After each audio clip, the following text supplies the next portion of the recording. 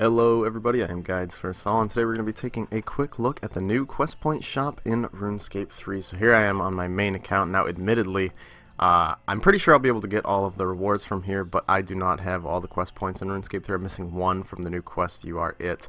Haven't completed it yet on this account, so a little embarrassed to say that. I'm actually going to dismiss this pet real quick because it is making slightly annoying noises.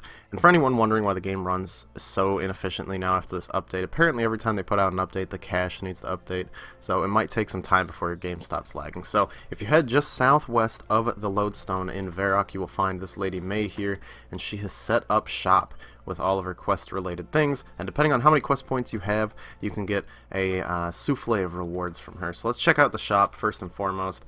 The interface is going to look pretty bad, like I said, because the game takes some time to load everything after it's updated, but they have tiered rewards that you can get at, at 350 quest points you unlock this, some magical dice, and a Slayer block slot. And this happens at random intervals. It looks like every 25 quest points you get a new tier of rewards, so let's claim all of our rewards. We got a lot of rewards, including these 4 tiers of magical dice. These are the most exciting things in the entire thing, but we'll go over these here in a minute. If you go over to the unlocks tier, you can spend your quest points on each little tree, or branching tree, if you will, of unlocks. So the first one is combat, and you will get these armors here, the armor of trials, and then a weapon here at the end called Vanquish. So the armor scales to your level just like War Priest, tier 25, 50, and 75, and it has a special set effect. For each piece of the set that you have equipped, when you die to a quest boss, it makes you 1% more resistant to that boss's damage. So if you're wearing all 5 pieces, every death you have will make you 5% more resistant to damage, up to 25%. And then the weapon has a very similar effect in that every time you die to that boss, you'll deal 5% more damage to it. This is also a tier 75 weapon that can be turned from melee, ranged, and magic. So it's basically a tier 75 Sun Spear that you can get for doing questing, and I believe you need 150 quest points to achieve this. So if you rush the 150 quest points on an Iron Man, you have a tier 75 weapon. Pretty cool. I like that questing is getting more rewards. I'm not really going to go through this unlock tree because it's just an outfit, you know, I already described that, but the rest of these 2 trees we are going to go through. So the second tree is the pet track, and we're going to go ahead and unlock all of this real quick. So before we go too much into what the pet does, let's pull him out. I believe he's under the companion pet section. Yep, here he is, the Hound. Now look at this little cutie. Did he miss the Hound? It is absolutely adorable. I love this pet, and you can get it right off the bat with 25 quest points, so you don't need to go too far into it. And let me turn on my familiar options. I believe there's some stuff you can do with it. Yeah, so there are several things you can do with it. First off, let's just go into the shop. So the basic pet just unlocks the basic Hound pet that can follow you around and be cosmetic. The second tier will allow it to provide you with useful quest supplies. So let's see what those are. Let's see, take supplies. You can grab a rope, lantern, spade, or emergency law runes. Let's see, you get 2 law runes for that. So very useful in a quest if you need telekinetic grab or a teleport out of there, I suppose, if you need to teleport to any location. Pretty nice. I mean, honestly, there's tons of times where I've been doing quests and I forget a rope or a spade. Those are the most common things I forget. And this is even useful with the lantern here if you forget it in an area where you need a lantern, such as, what's that place with the cave horrors. So pretty useful, I'd say, overall, just for this feature, and you only need to get the second tier of it to unlock that feature. The next one is fetch, and you can retrieve books from the POH book space when in any bank area. Kind of useful. It's pretty useful for post-quest rewards where you need to bring those book items with you. I can only think of one with the Dragonkin primer, but still semi-useful. The next thing is quest outfits. Unlocks the ability to change the Hound's outfit. Each outfit has an associated quest requirement. Let me go find out how to do this because this sounds like it's going to be my favorite feature. Alright, here is where you can change the cosmetics here in the pets interface. The base one here is the Hound. Next one up is him with his little scrolls on it. Next we have the Fremenic outfit, very cute, oh my god, that's my favorite so far. Then we have the elf outfit, very nice, very nice. The pirate outfit, god. The vampire outfit, very striking. And last but not least, the quest outfit, which personally not the biggest fan of. I think that the Fremenic outfit is my favorite one. That is pretty adorable, and you could change it between these at any time, so pretty nice feature, I'd say. Of course, most of the pets things are useful. This one is just cosmetics, but still my favorite feature so far. With the next tier, you can get a loot range increase. Normally, you can loot in a 3x3 square around your character. Having this will make it into a 4x4 square. And it doesn't sound like much increasing the range area of loot by 1, but it is huge when you think about the fact of how much bigger that square around you is going to be. So this would be pretty useful for Slayer, I suppose, if you're just killing a ton of enemies at once, and you like area looting as opposed to picking them up individually off the ground. So pretty decent perk, I would say. Can't think of a specific area where it'll be useful, but probably in a lot of Slayer gains. And Lore Helper, having the Lore Hound active increases the chance to find certain lore books. I don't know exactly which lore books this affects, but I know it does affect the Dragon Rider one, which is one I hear a lot of complaints about, where you have to kill KBD a lot. So if you have the Lore Hound out, he will increase your chance of getting certain lore books that are quite annoying to achieve. Now, the third tree we have here is the Hub Tracker. First thing we can unlock is the Quest Portal, a portal which teleports you to the start of the latest quest.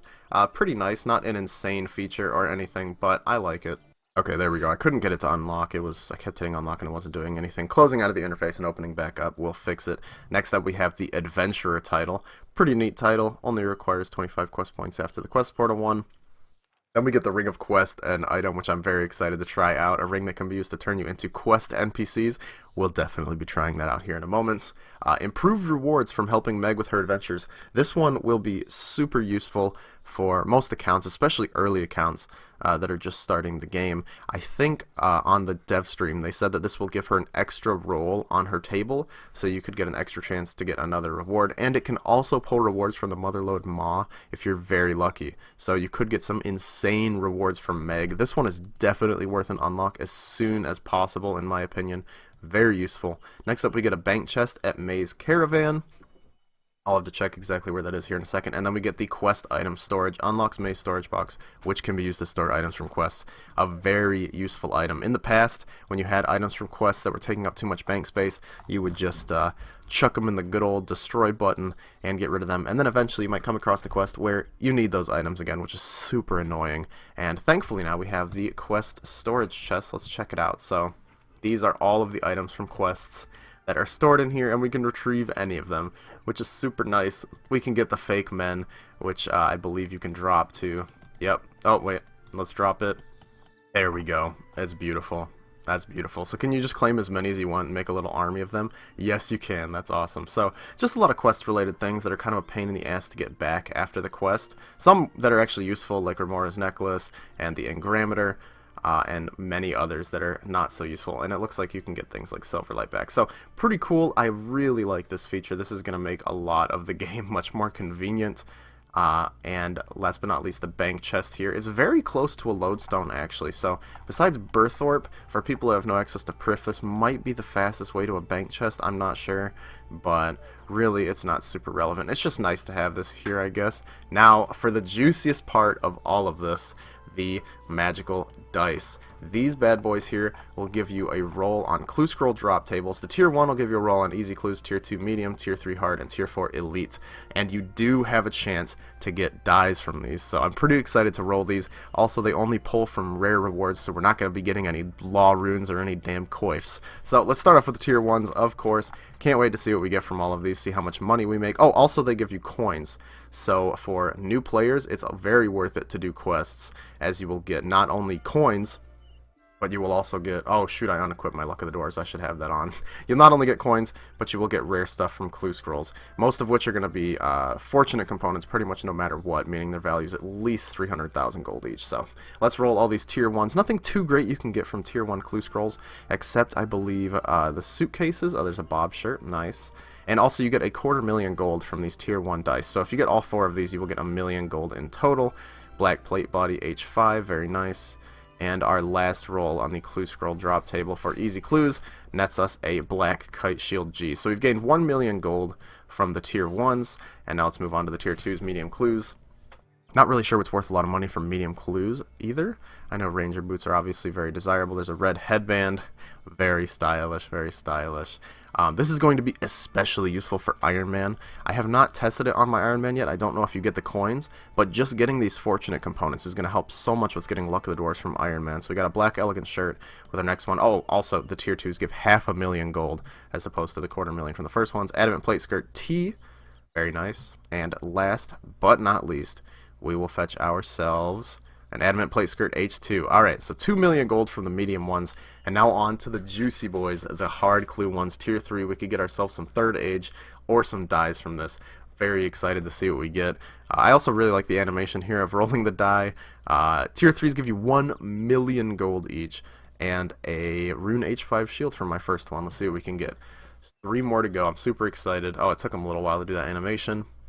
White unicorn mask and another million gold. Really can't complain. No matter what rewards you get, I believe you're like guaranteed a fortunate component basically.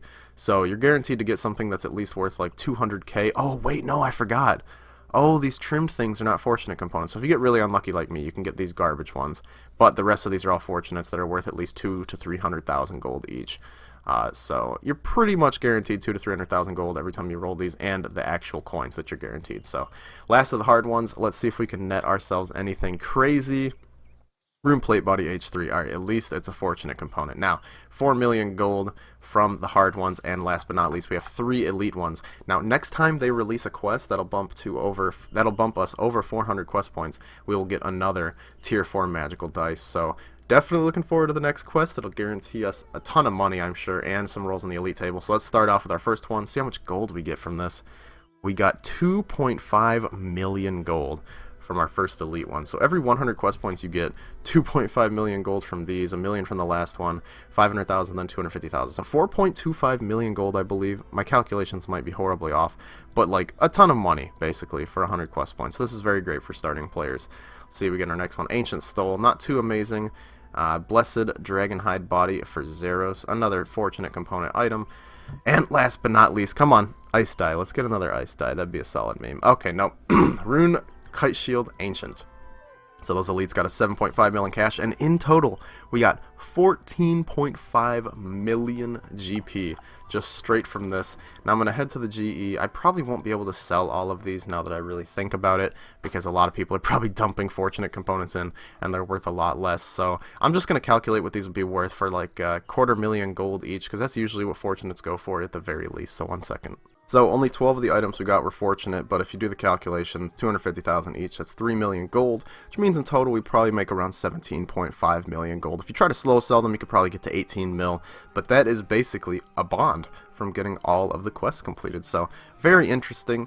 I really like the system of the quest point shop. Pretty cool that in the future as quests come out, we'll get more and more rewards. And now, before we go, we must check out the Ring of Quests. So can turn into 6 people, starting off with Carapac. Oh man, that is beautiful. Can you walk? You cannot walk, so if you try to walk, it will instantly transform you back to your character. We can transform into Vanstrom Klaus. Rest in peace, good buddy. Unfortunately, the chat box bug is existent with this. I don't know, it's not really a bug so much as something I really wish they would remove. Your chat box becomes big and really in the way when you enter a cutscene. Here's Hazelmere, poor guy. Please give me your ring, by the way, at some point in the future, good sir. Zanuck. Seriously, I stand by my comments that Zanuck looks really creepy in RuneScape 3, and I kind of wish they'd change your player model because it frightens me a little bit, and I have nightmares about it. Wise Old Man. Now, this is the best one right here. Basically, everyone can have a party hat now. This is the closest myself, or really any of us, are going to get to owning a blue party hat. So just soak that in and enjoy it while you can. And last but not least, Jared the werewolf, looking very slick. Oh, I clicked away too soon. But yep, that is the Quest Point shop. I hope this video was informative and helped you guys out with it and that you enjoyed it. Let me know in the comments what you guys got from rolling your dice, if you got anything interesting. I have seen some posts online of some people getting dies from these, so many of you may wake up, head over to the shop, and get a die and be a RuneScape billionaire today. So thanks for watching the video, guys. If you enjoyed, make sure to hit that like button and subscribe to see some more videos in the future, and I will see you next time. Goodbye.